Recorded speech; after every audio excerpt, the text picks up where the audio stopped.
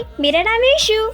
एक ऐसा लड़का जिसके पास खाने तक के पैसे नहीं थे, आखिरकार वो कैसे वो बन गया खतरनाक डेविल हंटर। डेंजी का बचपन बहुत मुश्किलों से घिरा हुआ था। अपने पिता का कर्ज चुकाने के लिए उसे छोटी ही उम्र से ही डेविल हंटरिंग का काम करना पड़ा। डेंजी का सबसे अच्छा दोस्त उसका छोटा डेविल पूछिता, जो उसके साथ हमेशा रहा करता था। लेकिन एक दिन डेंजी के साथ बहुत बड़ा धोखा हुआ, उसकी जान तक चली गई। तभी पूछिता ने अपनी जान देकर डेंजी के साथ एक कंटेंट किया और उसे बना दिया पावरफुल डेविल हंटर। और अब डेंजी के दिल की जगह पूछिता है और वही उसको पूरी दुनिया का खतरनाक डेविल हंटर बनाता है। आपको डेंजी का कैरेक्टर कैसे लगता है, क्रेजी या लेजेंडरी? आप मुझे कमेंट में बताइएगा।